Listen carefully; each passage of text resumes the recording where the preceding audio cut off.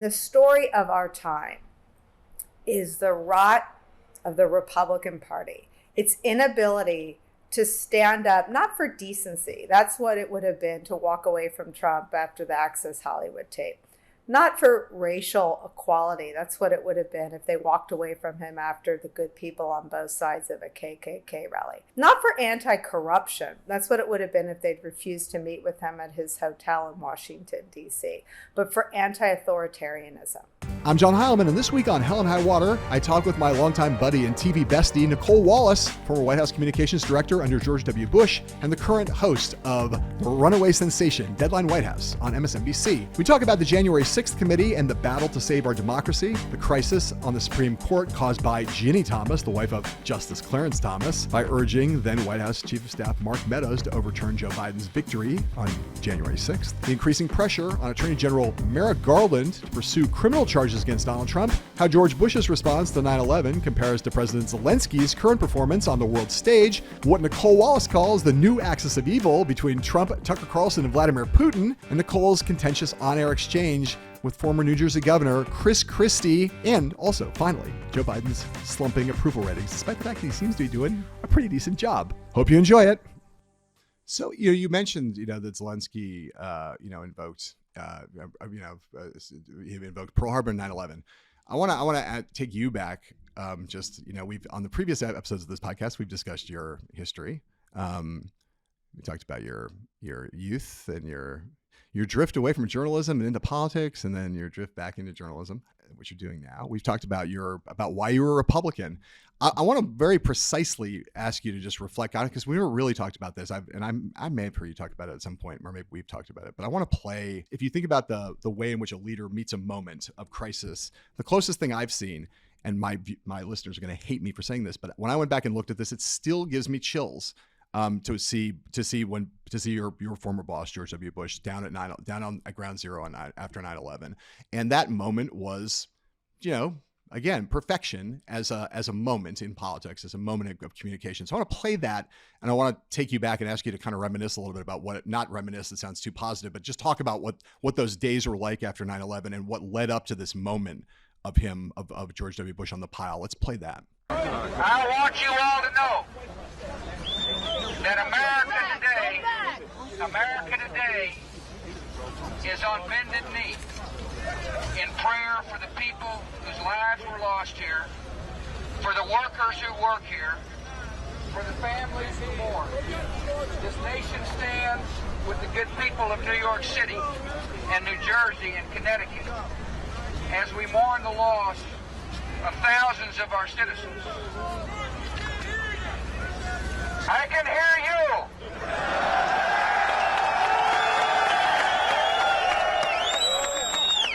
I can hear you. The rest of the world hears you. And the people who knock these buildings down will hear all of us soon.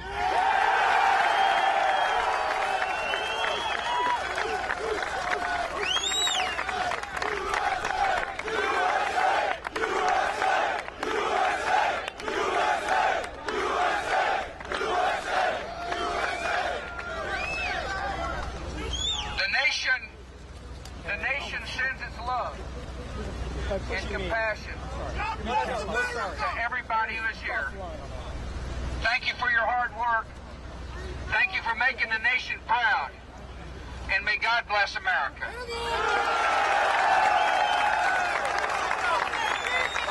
So let's stipulate that we both would agree that George W. Bush is not a perfect president and got some big things wrong. But that, for a country and a city reeling from what happened on 9/11, that moment was meaningful to a lot of people. And I still think, as a matter of I don't mean to trivialize it, but as a matter of political performance at a time when it counted, he hit the perfect note there. So I just talk about what that was like, that time and the stresses and the pressures and how he ended up there delivering those remarks that, again, still are, I think will live in history forever. I think when you're a staffer, it's about the moment. I think even for him, it was about the country. And I think the reason that moment endures, and I think that President Obama's leadership after Newtown and President Clinton's leadership after Oklahoma City and Zelensky's leadership day after day after day for the last 40 days, they're all in the same category of what Bush says there is being on your knee. And when a country is on its knees, can the leader stand there, go down on the ground on his knees in their pain, and get them back up? And I think that that is what that speech was. That's its enduring value. And the part that I think some people skip to is the getting back up.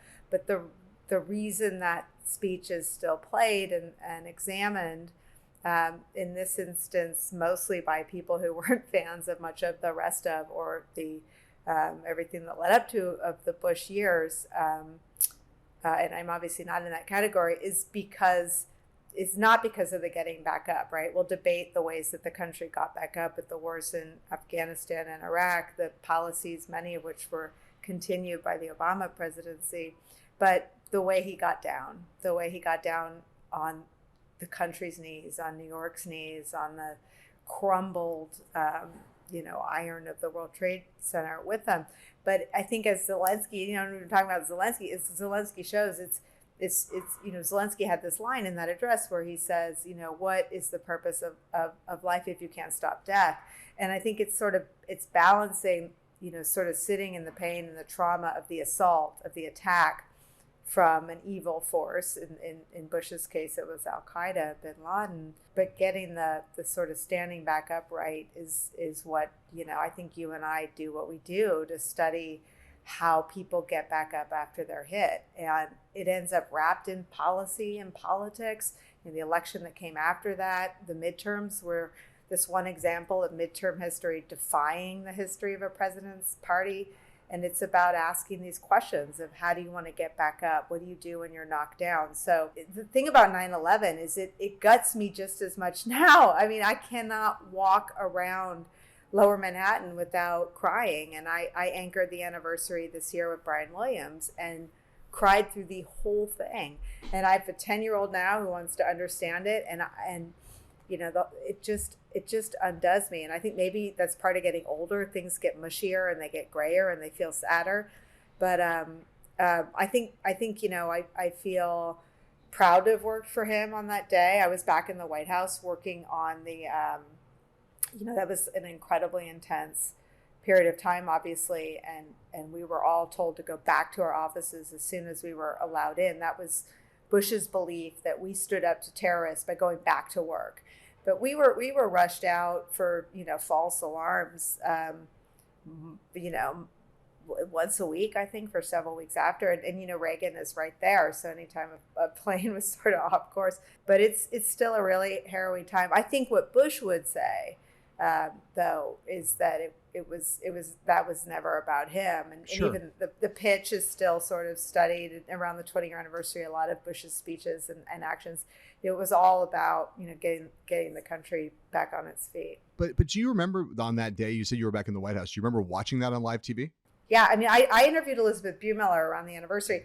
It wasn't a live feed because if you remember, there were no satellites, so it was fed back. Right. And even the pool reports, it wasn't like live tweeted. It was all fed back. So we heard about it before we saw it. And how much of that, I mean, I know there have been books written about this, and I'm sure I'm just, I probably have read them even, but like how much of that was improvised and how much of that was scripted? How much did he anticipate? I think it was all improvised, and I think he had such a bond with his advance folks, and it was a very small group that went with him that day, and it was one of his advance women, I believe, who handed him the bullhorn because he was up there shouting. And I mean, a lot's been written about the fire truck he was standing on. It was, it was flattened. I also remember that day he went to the armory where he met with all the families of first responders who were waiting for word, and he said that he knew and they knew, but it wasn't really discussed that nobody was coming out of the towers. They were waiting for word, but they weren't recovering anybody from the towers. They were recovering remains. And he was given the badge from Officer Howard's mother, and he carried it with him, for the rest of his presidency. And whatever you want to say, and people say it all, and I'm happy to hear it, because we should debate the decisions that were made afterward. What Bush did in terms of governing after that day was to try to prevent another 9/11 from happening. Yeah. And I think that he's happy to take the hits and the criticisms if the result was that another 9/11 didn't happen on his watch.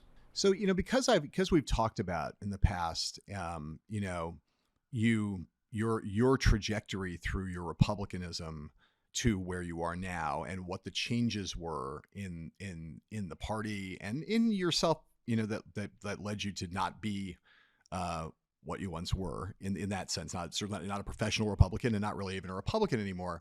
I want to spend a lot of time on that, but I do want to do this because I think it's a worthwhile thing to just think through. And I'm really eager to kind of hear your thoughts about it. I want to play Trump now from last week for the thing that got all the attention when he said the thing about Putin, where he did his, Russia, are you listening thing yet again.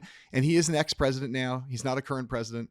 It's not, his country's not under attack right now. So there's a little apples and oranges quality here, but I do think there's something worth pointing out about George W. Bush and Donald Trump, and then asking a question about it directly to you, Nicolle. So let's play this Trump thing and we'll go from there. One thing while I'm on your show, as long as Putin now is not exactly a fan of our country, let him explain because Chris Wallace wouldn't let me ask the question. Why did the mayor of Moscow's wife give the Bidens, both of them, $3.5 million for them? That's a lot of money. She gave him $3.5 million. So now I would think Putin would know the answer to that. I think he should release it. I think we should know that answer. With all the caveats and all the things we've discussed, you are in the end still proud of the work that George W. Bush did and the work you did for George W. Bush, right? There's not 100%. There's things that I'm sure that you had some disagreements with, whatever. But basically, when you look back on that, you're like, I'm proud of my service in that administration, right? Yes. Right. And you look at Donald Trump saying the things that he has said in countless ways. The thing about Putin is it's not new. It's not unpredictable. It's the most predictable thing in the world. This is who Trump is, right? The question I ask is this: how do you explain not the change in your own view about republicanism and how you see yourself relative to the party, but how do you explain how the Republican Party goes from George W. Bush, who was president, if I remember correctly, all the way until 2009, in 7 years, to a party that embraces a man like that, who can say those things, not once, not twice, but over and over again, things like what he said about Vladimir Putin. And feel free to comment about the thing he said about Putin and Hunter Biden. I'm happy to hear what you have to say about that in the short term. But the biggest question in my mind about the Republican Party is still how, in that little time, you went from that man, George W. Bush, with all of his flaws, president for 2 terms, embraced by his party, loved by his party, to Donald Trump, equally embraced and maybe even more embraced and beloved by his party. What the fuck happened there? So I think that part of the reason we miss the most important threat to the country is because we can't get past what Ron Klain described as disgusting. Those comments from Trump are disgusting. And people shouldn't be confused about what he did. He said he put himself on the other side of Chris Wallace and Joe Biden, an American journalist who Donald Trump described American media as the enemy of the people, and Joe Biden, who he sought to sully up and was impeached one time and then deny his victory, was impeached a second time for doing that. So Donald Trump took the side of someone who America has described as a war criminal in that divide. And I think there's this new, axis of evil, I see it as, between Trump, Tucker Carlson, and Vladimir Putin. And I think we should call it that, and I think we should examine it as such. But I think that what we miss, when Donald Trump said that, even Mitt Romney had pretty mild criticism for him. And the story of our time is the rot of the Republican Party. Its inability to stand up, not for decency, that's what it would have been to walk away from Trump after the Access Hollywood tape, not for racial equality. That's what it would have been if they walked away from him after the good people on both sides of a KKK rally. Not for anti-corruption. That's what it would have been if they'd refused to meet with him at his hotel in Washington, D.C., but for anti-authoritarianism. And the fact that the Republicans will not stand up against Donald Trump's authoritarian impulses and Tucker Carlson, the fact that Republicans go on the Tucker Carlson show, he has associated himself with an alleged war criminal. He is taking up Russian propaganda without even laundering it, which is sort of the old way of doing it. He's just mainlining it to he has a massive audience, and he is mainlining it to them. And until we treat the Republican Party as the autocratic force that it is and the threat to democracy that it is, things will get worse, not better. It doesn't matter who the Republicans nominate in 2024. As a party and in terms of numbers, they're one of the largest autocratic forces in the world. And I will spend the rest of my days calling them out and letting the chips fall where they may. But until that autocratic force is dismantled and defeated in election after election, it threatens every single thing that we take for granted in our democracy: a free press, the imprisoning our political enemies. I mean, we came so close, and the story of the Trump presidency isn't of the norms prevailing. It's of every norm barely surviving, of Andy McCabe and Jim Comey barely evading criminal prosecution. It's a story of the press barely surviving Trump's surveillance of them and abuse of them and attack of them. It's a story of the Democratic opponent barely winning. I mean, he had a huge victory in the popular vote, but electorally, it was very close. And I think that until everyone sees the Republicans as the threat to the democracy that they're happy to be, they don't blush or sweat when you say they're hostage to the autocratic impulses, recognized the world over. They don't give a shit. That is who they are. And until they're called out and held to account and defeated in elections, that will remain the biggest threat to the country. So you and I like, all I can do is just, sit there and cheer you on from the I've never been a Republican. I've never been a Democrat either, just so everybody knows. Never been a member of a political party. So I'm on the sidelines for everybody, but obviously I'm on Team Democracy. If there was just a Team Democracy party, I would sign up for that. But I cheer you on from the sidelines because you and I agree about this 100%. I want to get to Joe Biden in a second, but before we do that, I was gonna play Tucker, but creeps me out to play him. The whole what did Vladimir Putin do to you? Why do we hate Vladimir Putin so much? He didn't. I mean, it's so gross the Tucker thing, because you're right. The axis of evil. I think that's a great thing. The new axis of evil is Tucker Carlson, Donald Trump, Vladimir Putin. Is that what we're gonna go for now? That's just for me, just me and my little mind. Well, we're gonna promote it though. I think it's a good it's a good coinage. He had that thing. The worst of these things was that thing where it's like, why do you hate Putin so much? Is he shipped every middle class job my town to Russia? Is he teaching my kids? Has he called me a racist? Is he teaching my children to embrace racial discrimination? Is he making fentanyl? Is he trying to snuff out Christianity? Does he eat dogs? It's like, all I can say whenever I hear that is just like, go fuck yourself. It's just the worst. And I do want to ask you though. And then I want to play one thing of you here with the former governor of New Jersey, Christie, because we've never really talked about that on this podcast. But you asked the question to me. I think I could say this off camera the other day on set, where you were like, it doesn't what's the deal with Tucker and Putin? Because it's not like Putin rates. Trump, at least you understood that Fox was making money off that. Yeah. He was good. Trump was good for business for Fox. Yeah. How does Putin help Tucker? I don't know if I'm just naive or something and I'm just an idiot that I don't get it, but it's like, I don't see, what it is that's motivating Tucker in this, because it's not as clear. It's not like a guy's like the ratings are high. It's not like Putin's popular, even among the Fox base. Right. And actually, this came from a former Fox person who said the Trump bet was commercial, and literally and figuratively. The Putin bet is neither commercial, like there's sanctions. There's no business to be had in Russia, and 1% of Americans like Putin, so it's not commercial, literally. So that leaves you with the only thing that's left, which is an ideological meeting of the minds, which is fucking terrifying. Yes, utterly terrifying. I do want to play this though. Let's play a little. This is a nice long fat clip, and I shouldn't have. She probably used that word. I'll say this is a nice long clip with when Chris Christie put his book out. This gets the kind of question right of like the future of your former party. Chris Christie puts a book out. Chris Christie's going to come and save the Republican Party, and here's his book that he's got, and he goes on set with Nicolle Wallace, and this is what happened. In that, this is a condensed version of what happened. It was excruciating and very satisfying. The book is called, it's about conspiracies and lies, and you really don't take on Fox News. Why not? Look, because the book was... Tucker Carlson because the book... No, I don't watch it, but the book... Are you aware of what he does?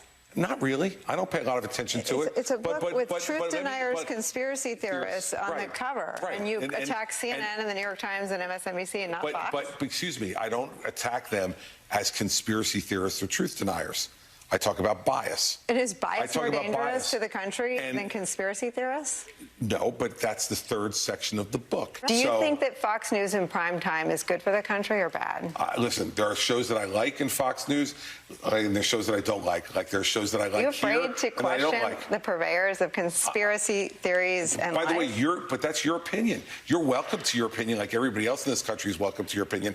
I don't consider people like Sean Hannity or Laura Ingraham purveyors. I didn't say either of their names. Well, Tucker Carlson. you said the evening news programs at Fox News. The 8 p.m. hour.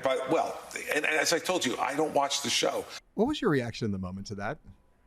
Well, unfortunately for me and Chris, I was incapable of restraining my reaction in the moment. I was horrified. I mean, to put an attack on conspiracy theorists and liars as a subhead on your book, and then stay silent on the most prolific conspiracy theorist and liar in the American right-wing media was, to me, just I didn't understand it, and Chris Christie wasn't able to really explain it.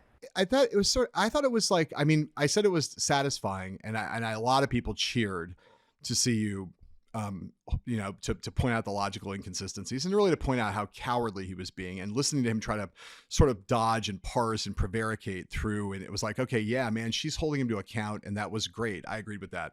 It was also just sad though. I mean, there was also just kind of like, that's a guy like who, whether you agreed with him or not, for a long period of time, he was a take no bullshit, take no prisoners guy, didn't really care who he offended. He was like, that was his whole brand at least. And I know a lot of people will laugh at me for believing it, but that was what he was supposed to be about. And now he's supposed to be kind of like building his political, his comeback, his resurrection on the same brand of tough, no bullshit. I call it like I see it. And I told Trump, that he had to stop that insurrection. I was there on 1/6 saying the right things on ABC.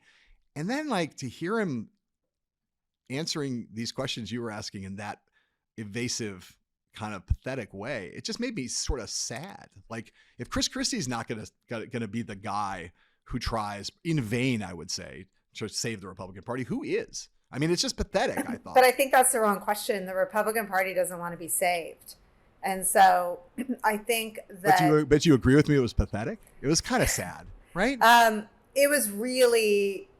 I read the book. I finished it. I'm not proud of this, but I finished it around 1:15 the day of the interview. And I called some of the people I turned to for editorial support. And I said, when Christie had done a bunch of interviews, I'm never first. And no one ever debuts their books with me. My pitch is like, come to me last. I'll try to ask you something no one else has.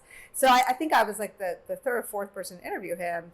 And I'd watched all the other interviews, and then I finished the book, and I was like, what the ever-loving hell is this? Like, what? Because it was neither a rebuke of the most toxic forces in the Republican Party, which is what Chris Wallace talked about in an interview with the New York Times, which is it's not opinion doesn't endanger either party. A different ideology does not threaten a party. It is the absence of truth, and to want to have days off of being Trump's guy, to say like, I took January 6th off, I wasn't on duty, is such, it's neither here nor there, because it pisses off the rest of the Trump base who, like Ginny Thomas, is like, fight for the guy. But it doesn't get you all the way toward being against the autocratic post-truth movement. So I haven't talked to Chris Christie since that interview. He was a friend of mine, and that makes me sad. But I think that calling out something that really does endanger our country without calling out the most effective purveyors of it isn't really calling it out at all.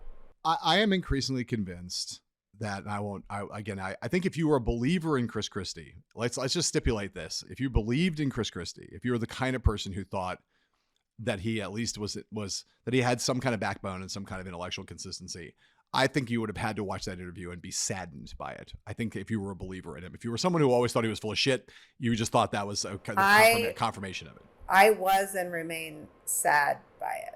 Right. That's sort of what I thought when it came to you, because I sort of know that. But here's my last question before I want to ask you about Joe Biden and try to like maybe end on a positive note, although it's tough right now with Joe Biden to do that given his current political state. But do you think when you do the analysis, I mean, you laid out, you thundered there for a little bit in a great way about this, about the crisis in the Republican Party and how crucial it is and how central it is to our to how fucked up our whole politics are. But when you diagnose it all and you think about, if you had to really say what's more toxic, is Trump more toxic, or is the right wing? And you said before, it's not an ecosystem, it's a fire hose, right?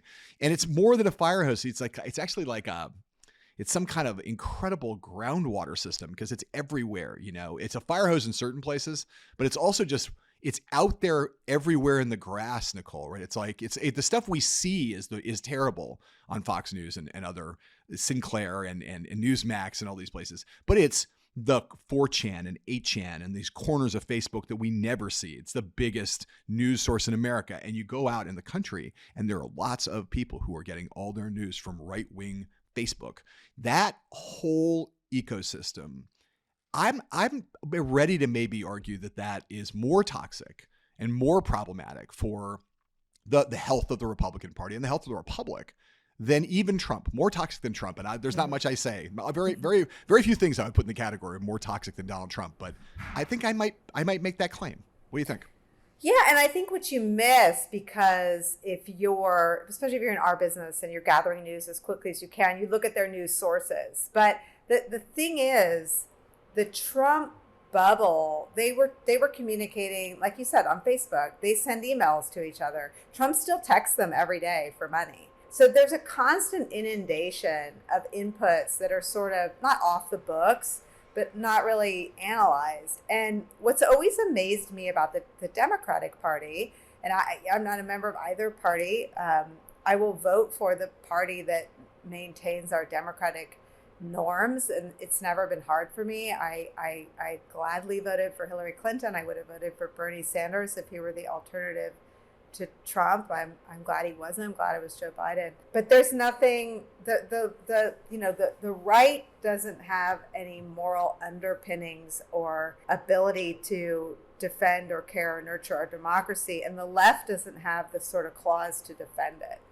And it doesn't sustain itself in this environment. It needs to be defended as aggressively as it's being torn down. And I've not seen a single not Democratic person or Democratic institution that's set up to do that, to combat the lies as quick. There's a disinformation fire hose. There's no, the information ecosystem looks like fucking C-SPAN. I mean, it has to be as appealing to get the truth out. And I've never seen anything that comes close to being as appealing on the side of the facts and the side of democracy and the side of the institutions. Like, what is there? I mean, does you even have like an idea about what can be done about it? Can anything be done? I'm a campaign person. If I were a campaign person that wanted to defeat the autocratic forces, I would take every person who shows up on Tucker Carlson's Russian disinformation channel and make a billboard and make an ad and hold them accountable. And on the way into Fox and on the way out of Fox, ask them why they appeared with a propagandist for Vladimir Putin.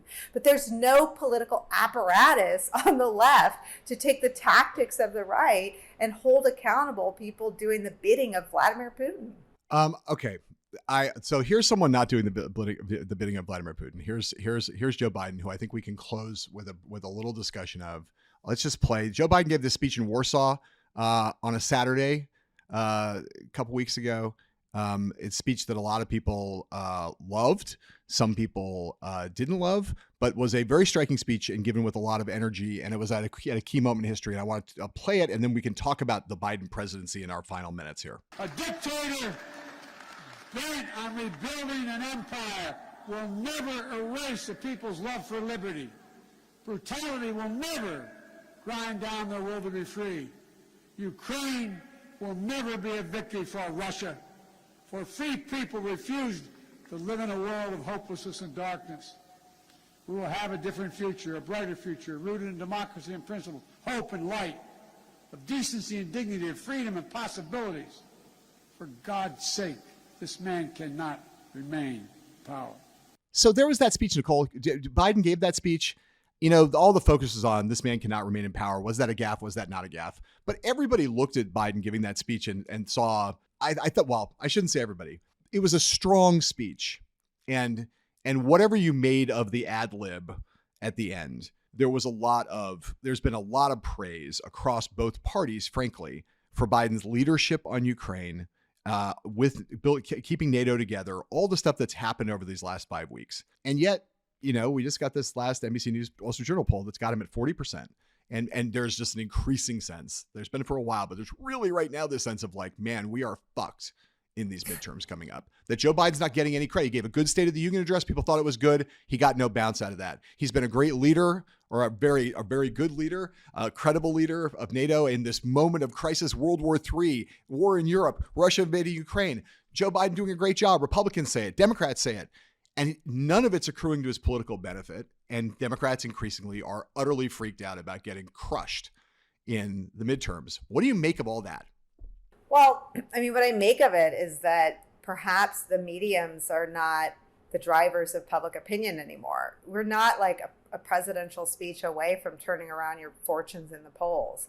People get, as we were just talking about, people get their information in hermetically sealed fire hose chambers, not echo chambers where a presidential speech or a State of the Union can resonate for a few days. And I don't think the Democrats have deputized messengers and have distributed messages that benefit them politically. I think that's undeniable. I've described the Biden economy as sort of the Rodney Dangerfield, like it can't get any respect. You've got this incredible jobs number out today. I doubt you'll see a bounce in Joe Biden's job numbers. You should. The old laws of message and physics suggest you might, but all that people process and experience on the question of the economy is inflation, which is terrible. But they have no ability to broaden out what people hear. And so I think we spend a lot of time talking about the message, tweaking the speech, I think that maybe that's not the problem.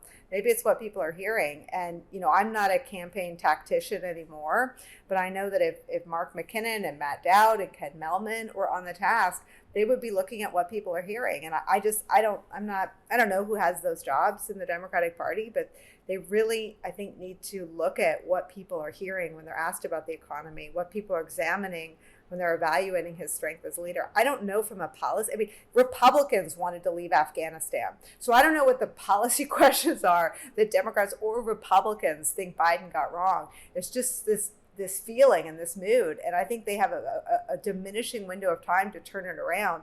And again, I don't know what policy the Biden White House has run afoul of. I mean, on COVID, we're in a post-COVID moment.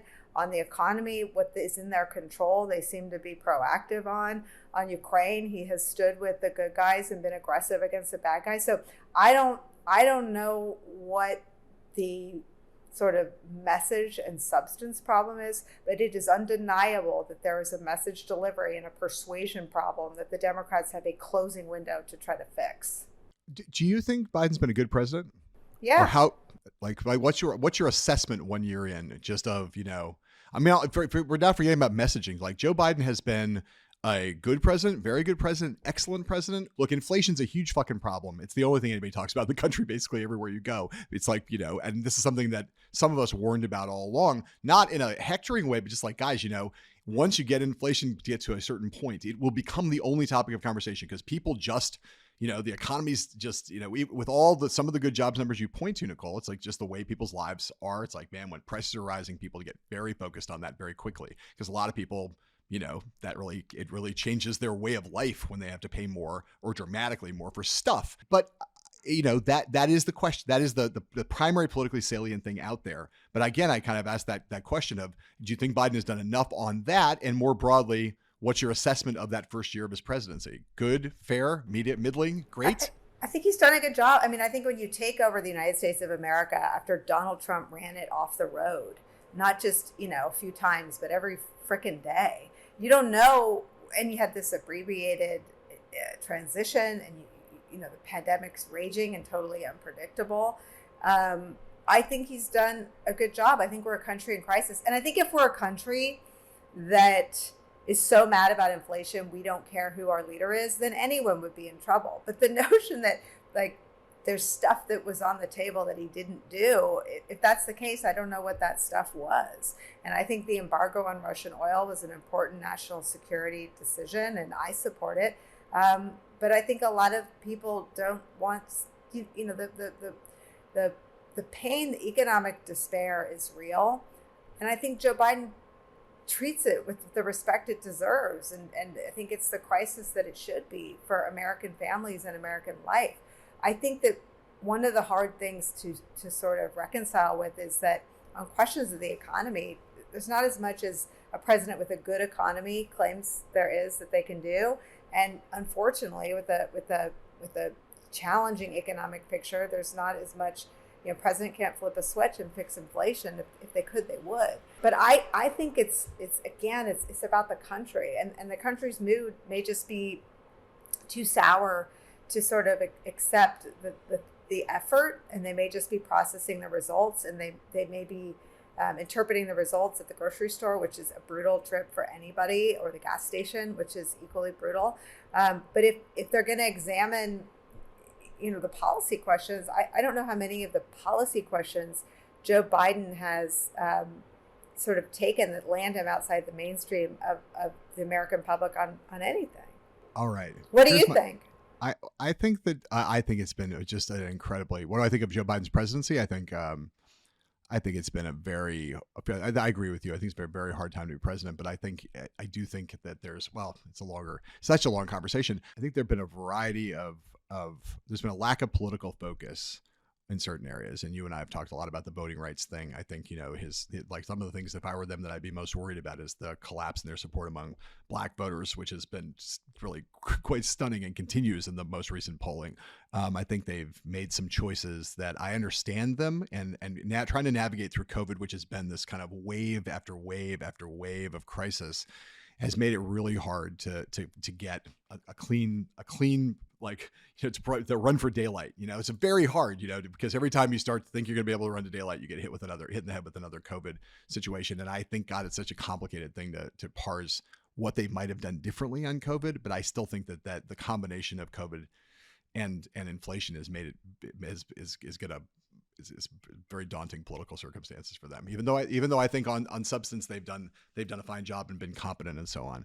And I guess that raises a question that we can end on, which is, what happens if Republicans take control of the House of Representatives in November, which is by far the likeliest outcome right now. The likeliest outcome, whether it's by a lot or a little, Republicans are going to control the House of Representatives almost certainly after November. And there's very few elected Democrats, I'll tell you right now, who don't believe that to be true. It's not a pundit talking. We're not just reading polls. It's what Democrats are kind of getting increasingly resigned to the notion that that's what's coming. So what does that mean for America? I mean, buckle up, Buttercup. If the Republicans take over, you will see Marjorie Taylor Greene in control of a committee. You will see Anthony Fauci and perhaps some blasts from the past, maybe the intel chiefs that signed. Buckle up. People will start speaking positively about Benghazi. As, look, even Benghazi committee members didn't do that. Even the Benghazi committee didn't demand that. All I can say is buckle up. Well, let me ask you this then. The last time we talked about, we were in the middle of COVID. It was again, a year ago. Really deep in the middle of it. And since then, you've had COVID. It was a big part of when we talked about what life was like then. I remember having a conversation about, trying to getting through that, the craziness of the pandemic and how tough it was emotionally on all of us. And we talked about it on the last time you were on here. I guess I'm curious about where your head's at right now, just as a human being. Are you feeling we've just talked about a lot of kind of apocalyptic things. Yeah. And about, the stakes for a lot of these decisions and a lot of the horrible shit horrible and toxic shit in our politics. And yet, like, when we see each other, I still feel like in some weird way, like you're basically a hopeful person. It's like part of the reason why I love you. And it's like, so I wonder, like, do you feel hopeful about the future? And if you do, why? Like, what is it that animates that persistent Wallace hope? I mean, I have a great kid who got the worst of COVID, right? He did 18 months of remote school. His school was open. They were decisions his parents made because we were scared. Being on the other side of COVID, I don't have any clarity on COVID. I mean, it was bad enough that I'm glad I lived my life trying to avoid it, but it wasn't so bad that I'm confident in every choice I made as a mom. But I think that I am hopeful because, I don't know, I think there's something about the Ukraine story that just like shakes me to my core and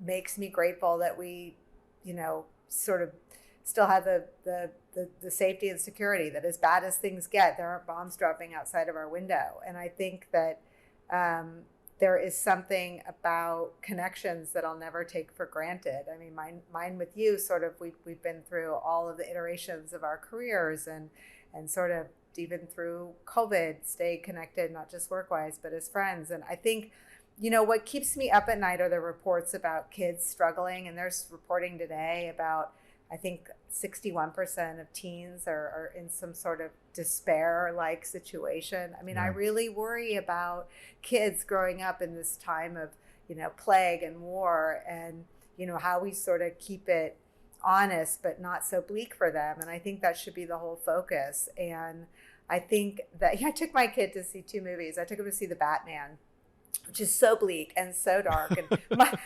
Mike and I sat behind my son and 2 friends, and we kept leaning over like, you guys okay? You want to duck out? This is too scary. And they turned and they're like, we're fine. I'm like, oh my God, what kind of childhood have they had that like Gotham looks fine? Like Liam's like, Gotham, is this New York? I'm like, oh my God, no, this isn't New York, honey. And, so like, I just keep thinking about, we got to keep it honest. We got to keep it real. We can't shield them from anything. I mean, they because of COVID and because of how it affected them, they know all the bad stuff, right? But we just have to keep hope that we still live in, the greatest of times and the greatest of innovations, and we can have these debates and we can say the things we say on TV and we have, friends and fellow travelers to have those conversations with. I think you have to still believe that there's hope and that the good guys can win. At least I do. Well, when I heard Joe Biden in that State of the Union, he said, I know the news, there was something that he was talking about, I think about the Russia-Ukraine news, but he said there was a line in that speech where he said, I know the news can sound alarming, but we're all going to be okay.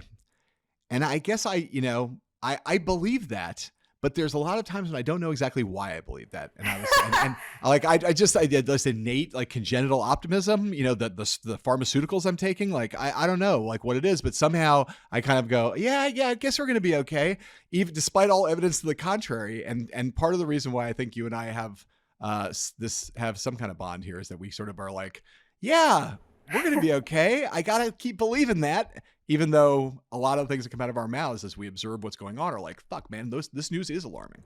Yeah, super alarming. And I think, I think there are a lot of things about broadcasting that I'm not great at, like reading a teleprompter and not always best at pronunciations. But I think I understand, the angst, and I try to sort of give it voice, but not, get the balance between sort of hope and despair wrong. But I think there's a lot to be worried about. But I think the fact that the country picked Joe Biden and as we said, like the popular vote wasn't even close. It's the electoral count and the mischief that Donald Trump and his allies would have had done in Congress. But the country did pick Joe Biden, who largely, for better or for worse, campaigned from his basement. So the country did make the sounder choice. And I think it's sort of in our nature to worry about the next time. So, Nicolle, we've been talking about just how fucked up your former party is, and about all the charlatans and con men and carnival barkers and lunatics who have basically led. I don't know if you say I always wonder if it's bottom up or top down, but one way or the other, the GOP got kind of burned to the ground. But then, out of the blue, an old face suddenly reemerges and presents herself to us. Says, "Hey, I'm coming back. I'm going to re-enter public life and the political fray."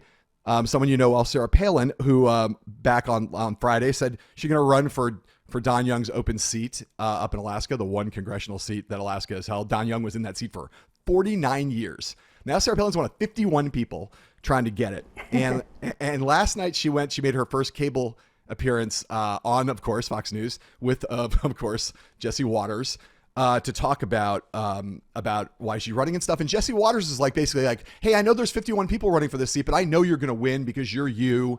And when you get there, things are not going to be pretty. It's going to be terrible for you. The media is going to attack." So I want to play the little shot here of Jesse Waters talking to Sarah Palin from last night on Fox News. Here it is, Jesse Waters asking how she's going to cope with it, Sarah Palin, all that attention. You're just going to be swarmed by these reporters sticking these little microphones and recording devices in your face. Governor Palin, Congresswoman, are you prepared for that onslaught? Because it's going to be pretty vicious. I would never be so cocky as to say, bring it on. But yes, I anticipate that when I walk down that hall to get my Diet Dr. Pepper, sure, the jackals are going to be there doing their jackling. And I just think I've got nothing to lose. What more can they do? What more can they say? But heaven forbid I even throw that out there, because we'll see what's to come. But no, I'm very, very confident in knowing who and what I'm dealing with, and their criticism, the press's criticism. Okay, I just wanted to you get a PTSD just from hearing her saying the jackals are going to be jackling. It's so funny. Time ushers in so much healing, and I really I want to watch this. I'm excited to watch what she can do. I mean, I had the job of trying to extract some of her raw, God-given political talent and sort of thrust that and only that onto the national stage in a condensed 10-week period, running against, a political genius and Barack Obama and his team. And to see her run on a smaller stage it's a smart move for her politically. And if the people of Alaska, if the people of the district pick her, I actually think she'll be really fun to watch. I mean, her calamities, I mean, you've reported them out better than just about anyone in Game Change, but her successes, her ability to improvise, that convention speech where she could sort of, the prompter went down and she could riff, they will serve her well if she ends up in Congress. And I'm unlike my former party, I'm still a fan of democracy. If the people pick her and she wins and she goes to Congress, she'll be fascinating to watch. And unlike Trump, she actually tried to learn the stuff she didn't know. And unlike Trump, she tried to be smarter than I think she felt. Now, the bad things she ushered in are so well publicized. And I've said to you already in this conversation that I'll spend the rest of my days trying to reveal and defeat the autocratic forces that have taken over and subsumed the Republican Party.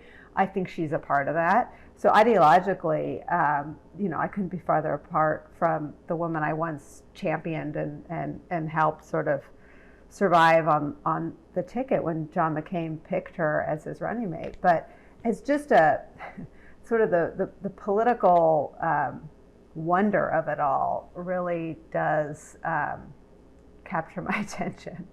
Right. Well, I want to tell you, there's like two different pieces to this conversation. I think they're both like you're the perfect person to have because of the things that are embedded in what you just said. So one conversation is a conversation about Sarah Palin getting back on the national stage, deciding to run for this office, and just the incredible I'm often, my goat rodeo is one of my favorite phrases, but in Alaska, it's like a ram rodeo or something, right? I mean, what is going to happen up there is crazy town. I want to talk about just that. The like, what are her political prospects? Could she actually win this race? We'll talk about that. And then I want to kind of step back a little bit and just have the kind of connect up the Palin phenomenon with the other larger things we're talking about, which we did the first time we talked on this, on the podcast back. Amazingly, I forgot that this is the case. We did that podcast. The first one was the podcast we published on the morning of Election Day of 2020. And so we talked like a couple days before that. And we had a long discussion about Palin and what she meant. And I want to go back to that a little bit just because she's now back. And at a time when some of the changes that you argued she ushered in, or that she was the canary in the coal mine for, have not just caught up with her, like where she was the canary in the coal mine. It's like, they're now, Laura Boebert and Marjorie Taylor Greene, and obviously a bunch of other non-female candidates who are, they've way surpassed her. Totally. Her racism, her nativism, her xenophobia, her know-nothingism, her populism. All those things are now it's like she's not just the canary in the coal mine. It was like she opened the Pandora's box. She's the canary in the coal mine that opened the Pandora's box, and now there are these like hyper Palins out there who are more Palin than Palin. So I want to talk about that. But first, let's just focus on the Alaska thing. Okay. So I said a second ago, Don Young, an amazing run in Congress, open seat. There's only one congressional seat, House seat in Alaska. Don Young, 25 terms up there, right? In an institution in Alaska, and kind of a guy in the Lisa Murkowski vein than in the Sarah Palin vein. So you now have, this is the craziness of this, and it's going to take just a second to say it. 51 people, as of now, are running in a special open primary in June. The top 4 vote getters will move on to a special general election in August. The winner of that, and that's also being conducted with 4 candidates with ranked choice voting, like they had in the New York City mayor's race, which is a system designed to drive towards moderates, not towards the extremes, I will say. So then the winner of that gets to fill Don Young's seat for the rest of the term and gets an automatic slot in the general election in November. On that same day in August, Nicolle, they also have the normal open primary for the seat, just to figure out who will compete with the person who wins the special general election that day. Like I said, I think voters are going to be like befuddled and baffled and all that. And I want to ask you first this, does that just help Sarah Palin? Confusion in a giant field where she's the only person people know. She's, when she left office, when she quit, her approval rating was like 31%. You guys, as she would put it, you guys had destroyed her in Alaska. I say with all irony. Remember, that was her thing. It was always like, you're going to kill me in Alaska by making me do all these things. So, she left very unpopular, but she's now easily the best known candidate running. And in a giant multi-candidate field in a very confusing environment, is that not just, maybe Jesse Waters is right. Maybe we should just assume that Sarah Palin's going to at least make it to the general election, if not all the way to Congress. We should assume she will. We live in an era, as much as you and I may bemoan it because of its damage to democracy, where name recognition and, the celebrity antics that she helped usher in are the name of the game. So we should, anything less than her running away with it is a real defeat. She was obsessed. She was fixated on the day of the second Katie Couric sit down, or the first, or we were in the car sort of trying to prep her. It took place on the sidelines of the UNGA, and she was fixated on these Alaska polls. Now, what hurt her in Alaska had nothing to do with the presidential contest. It was Troopergate, these allegations of corruption and meddling in law enforcement. It was some ethics stuff. So what hurt her in Alaska really had very little to do with the McCain campaign. Of course. But no, she should win running away with it. She's a national and international figure of sort of the Trump Carlson right. Right. And you look, she has, the most famous thing that she's done recently was performing on this reality show called The Masked Singer, where she danced to Sir Mix-a-Lot's Baby Got Back while wearing a pink and purple bear costume. Okay. Oh, I missed that.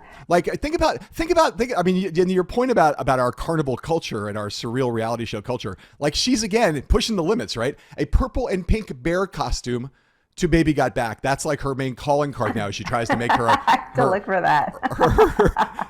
And of course, in the elite world, which I'm sure will be another calling card for her. She waged that libel suit against the New York Times, which she lost. The jury tossed it out, basically saying that's what the judge said, that if the jury ruled in her favor, they had it was ridiculous because her case was so meritless, and that the jury sided with her. The judge was going to overrule the jury.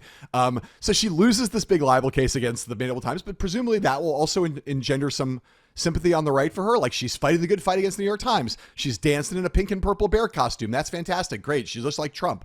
If she said you're fired while she was doing that dance, she'd be even more powerful. I can't help but think that in the end, that all of that juice and all the help from Fox News is going to make her, not the guaranteed winner, but the prohibitive favorite in that race. And I think, first of all, I'm ready to move to Alaska for the summer, because I think covering it would be like the greatest circus of all time. But I do think we might have Sarah Palin in Congress. And she said, yesterday to Waters, she said she's looking forward to running into AOC in the halls and challenging her to a debate. Are you ready for that? Covering that on a daily basis on Deadline White House? Look, we should all plan on it. She is so much this moment in Republican politics.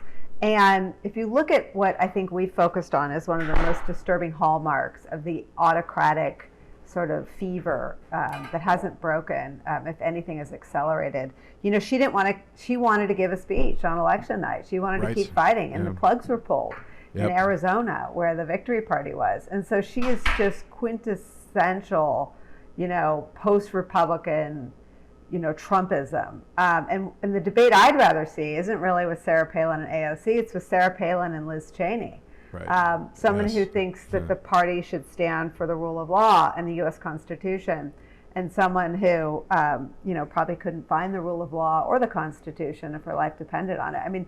She will, I think, have less in common with Liz Cheney than even AOC. Well, right. And, it actually, now all of these things are throwing me back to the prior time frame. First of all, I will say in that sound we played, not only did she say jackaling around, which I thought was the jackals will be jackaling. I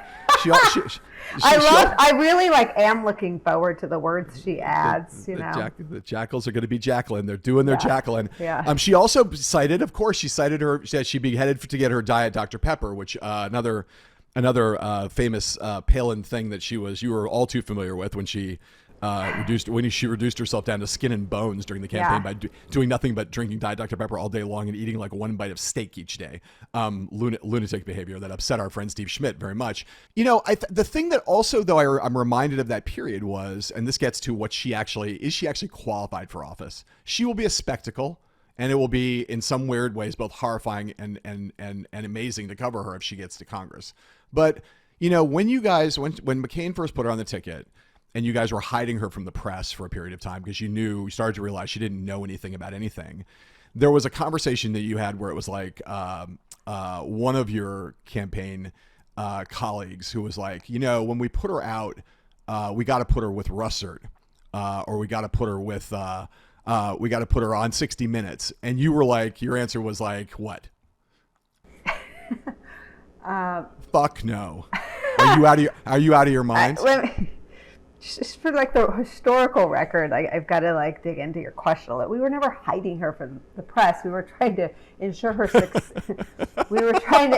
success when the inevitable engagements with the press took place. And I prepped her for 3 things, and then I was cast off the island by her. Right. I prepped her for her announcement speech at that hotel in Ohio. Someplace in Ohio. Ohio, yeah. I prepped her for her convention speech, which was largely in the hotel room in Minneapolis. And then I prepped her for her first 2 interviews. The first one was Charlie Gibson.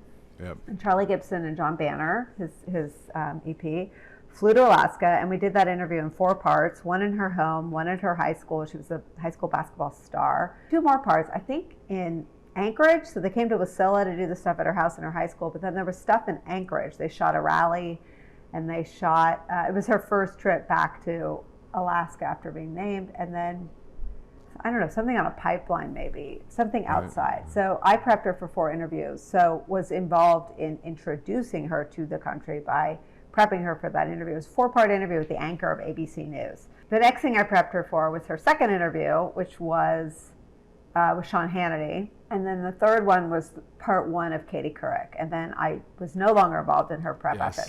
For reasons well known to the public at this point. Yeah. I can't sort of entertain the notion that I was involved in hiding her from the press, because I did. No. But, sorry. Wait, let me just say to clarify my side. When I said you, I didn't mean you. I meant that the campaign was did not like roll her out into the glare of the media at the beginning. And you guys, there were a lot of reporters even by the convention were like, when are you guys going to let us talk to her? When are you going to let us talk to her? And so you could either see that as hiding her from the press, or you could see it as preparing her for success when she doesn't know anything. But there was the same strategy, which was keep her back for a little while and give her time to prep that show, so maybe she could get through an interview. And I will say, this is from you in this interview we did, in that first podcast interview. You said that Salter said her interview has to be with Russert or 60. I'm quoting now. And I said, you're out of your fucking mind. She cannot do either of those things. And I thought that a network interview would be a little more broad and a little less sort of policy specific. That's a Nicolle Wallace quote. I believe you'll stand by that quote, correct? Yeah.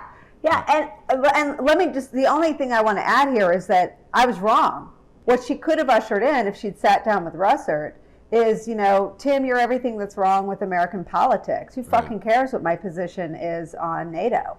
I mean, we ended up having a president in Donald Trump who didn't, to this day sees no value in NATO. So my only point is the kinds of things that I thought wouldn't serve her may have been exactly where we should have showcased her. And I mean, maybe she was right in feeling like people like me damaged her by trying to prepare her and let her introduce her whole story. I mean, and not that Charlie Gibson pulled any punches, he did not. Right. But we thought by going with her home, we would capture, the whole Palin story. But maybe that's outdated. Maybe we should have sat her down for Russert and let her give them her, take your elite establishment media Sunday show and shove it. Maybe that would have served her better. And my only point is we were conventional political operatives, and that didn't serve her at all.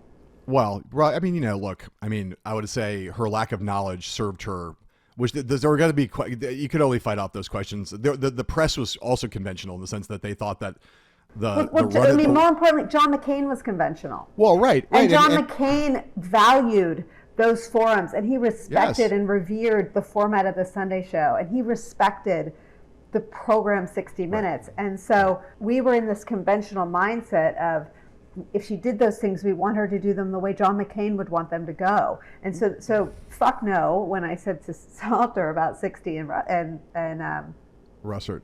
Well, I think Russert had passed away, right? Well, so it was Meet the Press, but I guess, yeah, okay. But I think it was, she wouldn't nail it, and John McCain has such reverence for those two programs specifically, Meet the Press and 60, that we would want her performance to be at a higher level. But in just the Sarah Palin silo, that was probably all wrong. Well, I don't know. Here's the thing. I think that, look, again, it's an interesting question. The reality is that John McCain was at that point 70, I forget what age, but 76 years old. He had 2 previous cancer scares. The people were very focused on the qualifications. People in the press, people in the country, the mainstream of the country, very focused on who the running mate was going to be, because that person had to be ready from day one to be president of the United States. So look, people were rightly concerned about McCain's health, and they were really focused on her qualifications. Obviously, a bunch of other people weren't. Like, as we have discussed, there was obviously, she ignited all this excitement on the right. But you guys were focused on trying to make sure that she seemed and was, could meet the bar of ready to be president from day one. And the other thing you said in that interview, which I thought, we tried to write about in Game Change in a kind of sympathetic way, was that you said, she knew how uninformed she was, and she was mortified by it. And she fell asleep every night with these stacks of note cards on her bed and highlighters trying to make up for the gap in her knowledge, which had become apparent to her, which is, I think, true and not actually a knock on her. I mean, it is and it isn't, but she realized that she was in over her head, and that was scaring her. And you guys were trying to, you had thrown her into the deep end of the pool, right? This woman was, a couple months earlier, no one had thought she would be on the ticket. All of a sudden, she's plucked out of nowhere and thrown onto the ticket. And putting her on Meet the Press or on 60 Minutes would have been a very high risk venture. and actually putting her on with Charlie was too, in a way. And I'll show you exactly why. So I want to play a little bit of from the movie Game Change. Nicolle Wallace here, played by Sarah Palin, Sarah Palin, played by Julianne Moore. We have a little scene, a little mashup of the scene where you are preparing her on the plane on the way to Alaska to get ready for the Charlie Gibson interview. And it's actually kind of nice because it's about Russia, which is kind of in the news right now. And then we'll hear what actually happened in the interview, and then the fallout from that. So here, let's first listen to the little Game Change clip here. One of the two great actresses doing their part here. I've come up with a list of questions that I think Charlie's most likely to ask. If you memorize these answers, I'm sure you're going to nail this interview. How do you know he'll ask these? I was the White House communications director. It's my job to figure out the questions. Saakashvili. Saakashvili, the president of Georgia. Saakashvili. Saakashvili. Saakashvili? Saakashvili. Let me ask you about some specific national security situations. Sure. Let's start with Russia and Georgia. Do you believe the United States should try to restore Georgian sovereignty over South Ossetia and Abkhazia? First off, we're going to continue good relations with Saakashvili there. I was able to speak with him the other day, and we've got to keep an eye on Russia. What insight into Russian actions, particularly in the last couple of weeks, does the proximity of this state give you? They're our next door neighbors, and you can actually see Russia from land here in Alaska. I want to say three things about that clip. One, while it's playing and Saakashvili is being said, Nicole's lips were moving to pronounce Saakashvili the right way. You were doing that on camera just now. So you're still traumatized by this. Number two, in the movie, when she gets it right with Charlie, which she did on national television, you guys are ecstatic, and you get to see that, you and Steve in the movie, like being excited because she actually nails it. And then of course she says, like, we can actually see Russia from land here in Alaska, and you guys are mortified in the room. And we'll finish the sound by playing this last little thing, because I think in that moment you guys couldn't maybe anticipate specifically what was going to happen, but you sort of had some idea that answer might come back to haunt her, as it did not that much longer when Tina Fey did her famous Sarah Palin imitation on Saturday Night Live and said this. You know, Hillary and I don't agree on everything. I believe that diplomacy should be the cornerstone of any foreign policy. And I can see Russia from my house. Such a great trip down memory lane. I just think about that. I mean, this is why I play those things, because it brings us back to the thing we were just discussing. In some ways, you could say maybe we should have done something more like fought the traditional standards. But underlying the traditional standards of ready to be president for day one is that Katie Couric jab. It's like the reason Katie Couric destroyed her public reputation is because because Tina seized on things that she said in interviews that demonstrated she was not up to being vice president or president. And she made fun of them. And she made her kind of a national laughingstock with her own words. And I guess my point about that is that at the core of that, even in Tina Fey's comedy on Saturday Night Live, is this sense of like, this is a serious job that you need to know stuff for, and we're going to take this seriously. And if the press is going to vet you the way the press does, and Tina Fey, I'm going to vet you a different way. And in that sense, I think you guys were right to be concerned. Not like, okay, maybe you could have like tried to Mao 60 Minutes or beat the press, but in the end, the country knows this is a really important job, and you're going to get the questions of preparedness and your actual substantive knowledge actually do matter. John McCain was right, and you guys were right to be worried about it. But that's so 2008. I mean, obviously the country doesn't give a fuck about preparation because it elected Donald Trump. 8 years later? Not in 2008. Something happened between 2008 and 2016. Because, I mean, that was certainly our theory of the case. And it was, I think, the country's theory of the case. It might have even been, Jared Kushner and Donald Trump's theory of the case in 2016 when they didn't think they were going to win. But that's not, that was our theory of the case in 2008.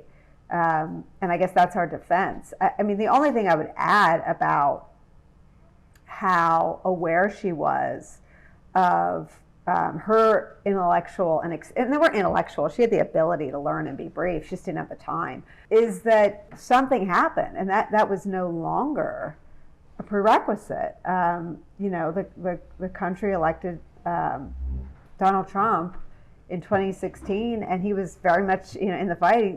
He's under the delusion that he won in 2020. So the country decided in those intervening years that experience and knowledge did not matter. Donald Trump's base was never in jeopardy, and he never once displayed any acumen for any policy debate ever. He wanted to pull out of NATO. He thought Putin was great. He thinks Putin was great. He said he was clever at the beginning of the war.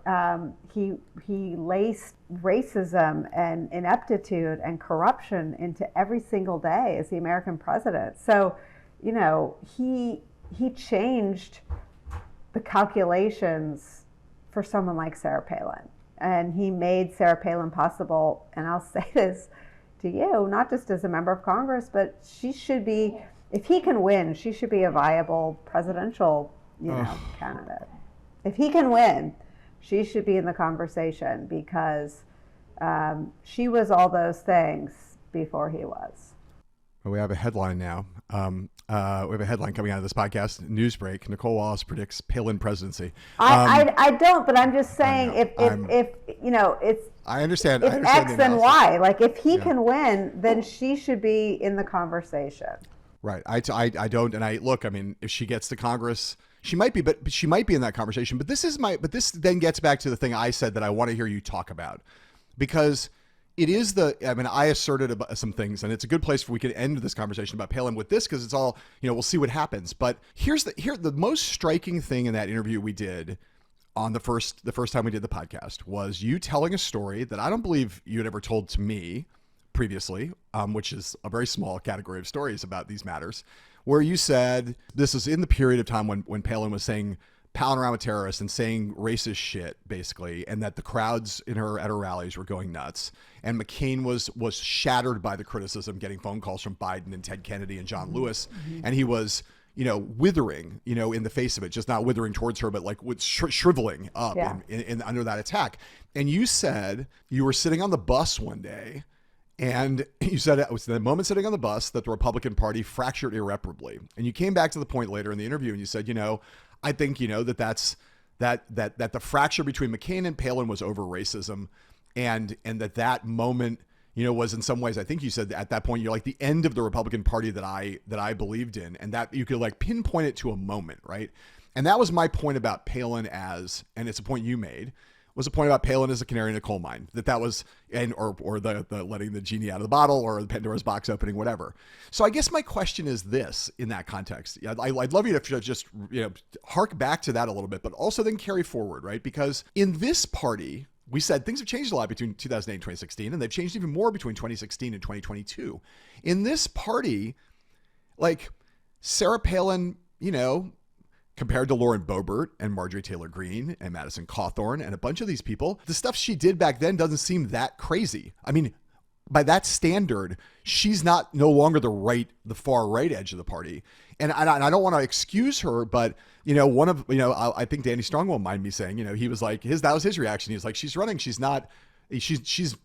seems sane compared to some of these people in Congress now. And so I guess that raises the question of, would she really be like in the presidential running, or is she now kind of a relic of the past and she's going to be seen as a rhino by some of the people in the party? What do you think about all that? But connect that past to the present and the future. Well, I think it's a tragedy for what the Republican Party once was, that relative to the worst of the Republicans now, she could seem relatively moderate. I mean, she is, extremely proud of being uninformed. She's extremely proud of being a grievance politician. And that is not in the spirit of, sort of a Reagan-Lincoln vision of the Republican Party, which may be buried and dead, but certainly animated the people I worked for, George W. Bush and Jeb Bush and John McCain. And me and my minivan bus full of Republicans still longing for those days may bemoan it, and she may soar to prominence in this version of the Republican Party, but it's not Republican, it's not conservative, it's this strain of nativism and protectionism and isolationism that Bush worried about, that she flirted with, that ushered in that break with McCain. And I remember telling you that story. We were sitting on the bus. It was me and Salter and John and Steve, and the calls were coming in from Kennedy and Biden, and it was about not just the things she was saying on the podium, but the things people in the crowd were saying. And I think it was the rattle. I think McCain was so rattled that it led to the confrontation with his own supporter that is still pointed to as one man's effort to stand up against the rising dark ascendant forces on the American right.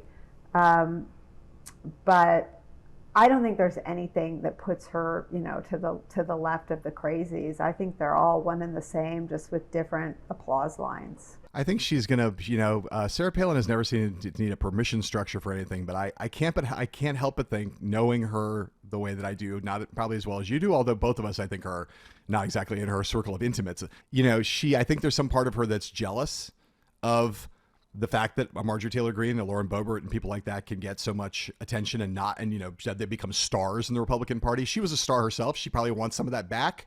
She's now a rich woman. She made a lot of money with her book and doing other things, although she's not apparently rich enough that she doesn't have to go on reality shows wearing pink and purple bear costumes. But, I think she must sort of be like, wow, these feel like a little eclipsed by some of those women in Congress and their guns. And she probably also says, hey, looks like it's okay now to tow automatic weapons around. Like no one even raises an eyebrow. I can go full hockey mom, full moose hunting, crazy ass, the QAnon people are okay now. I can do that too. I mean, I think she's like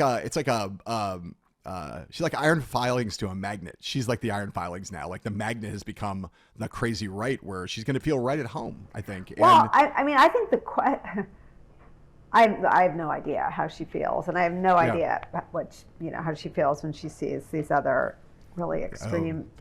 Unlike me, if you feel hesitant to speculate, I feel perfectly free to speculate. I have no idea. But yeah, I know. I think what was always a big mystery, and I think even inside Fox News, where she landed after, her shooting star political career of 2008, was why she didn't turn it into anything. Why didn't she find something?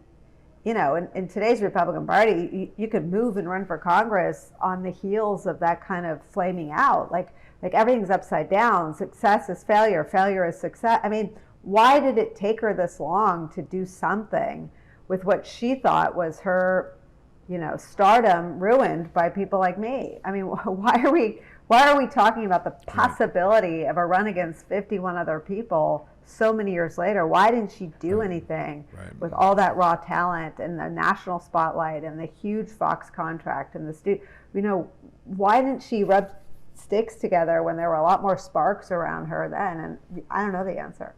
I mean, I remember writing a story in New York Magazine that was on the cover that was like a speculative scenario in 2012. President Palin. I thought that she was gonna springboard out of 2008 the loss, and she was gonna she would run the table in the 2012 nomination fight, and she could potentially be the nominee and potentially even president. As horrifying as that specter was. Here's the last question I'll ask you, and then we'll move on and talk about Joe Biden, because I will say that in that first interview we did. On the couple days before the election, you were sort of saying, that there's this, and that, you talk about the promise if Biden held on to win, and which he did, and he put this coalition together, could he start to kind of put things back together in the country and maybe even bring the Republican Party back to its senses? Obviously, we've learned since then that that's not what's happened. And it leads me to this, and you were sort of at that point, it was binary. It was like Biden's going to win and there's a chance for hope. Or Trump's going to win and we're fucking doomed. And it turns out that Biden won and we're still fucking doomed as far as I'm concerned. But I guess here's my attempt at optimism. Trump has now endorsed Palin. Okay. And so his reputation, she was the first big name Republican to endorse him in 2016. He repaid the favor. He endorsed her over the weekend. He's endorsed a lot of people who are having trouble right now. We know that Purdue's having trouble. The Herschel Walker thing is a problem. There's places where Trump's, the thing he's most proud of, that he flexes his muscle and he gets people in. That might not prove to be true in this primary season. And let's contemplate the possibility that Palin doesn't win, right? As part of that larger story, the testing of Trump's actual continued power over the Republican Party, is it possible that maybe the thing that the thing that we've been saying isn't what's going to happen, and that what all of this primary season of this 2022 is going to prove that Trump is not invincible and that he loses some of these? And if that happens, like, what does that mean for Trump's continued power over the GOP? Because fear has been what it's all about, Nicolle. They all fell in line because they feared him and his voters. And if Trump fails to deliver those voters, I just wonder whether that's the beginning, maybe, of the atrophy and ultimately the end of his hold over the party. Look, you know how I feel about hope. It is the gateway to despair. So while I hope that his power over the party and the power of his endorsement are atrophying, to use your word, I just don't see any evidence of it.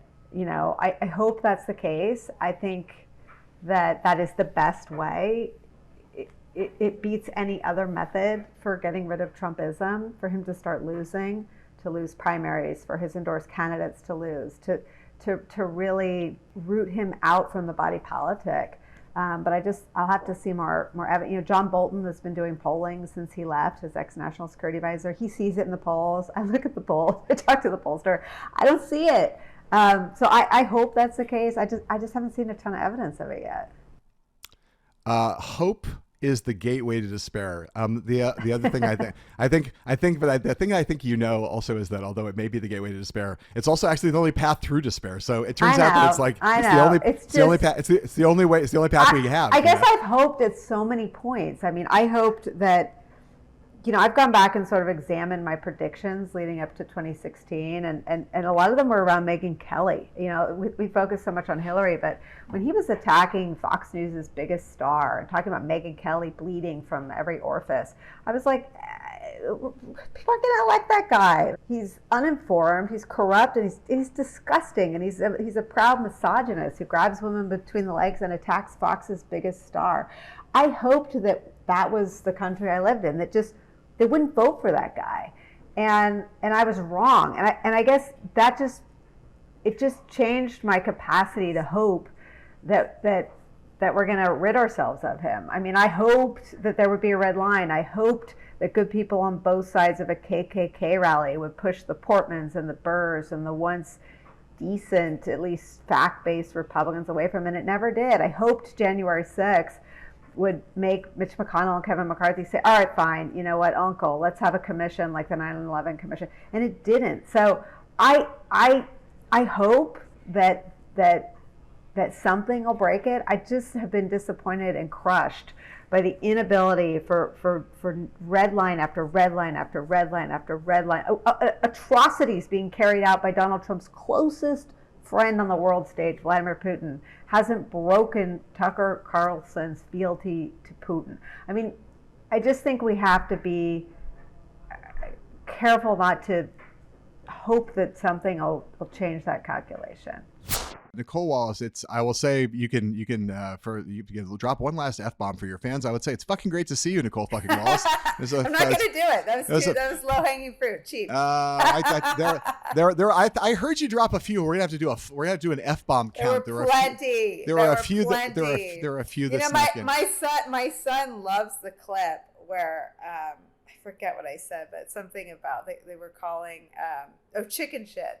I called Laura Ingraham and the critics of Colonel Vindman who were suggesting he had dual loyalties, chicken shit, and it's like his favorite thing to play on the internet. So I have to be careful. Well, yes, I mean keep him away from explicit podcasts. Thank you for taking all the. Thank you for being here. Thank you for expressing some hope. Thank you for hanging out. And I'm sorry I kept you late. It's been it's been delightful in every way. Say hey to Mike, and that was a nice little Mike photobomb there. Exactly. Peace. Love you. Love you guys. Thank you.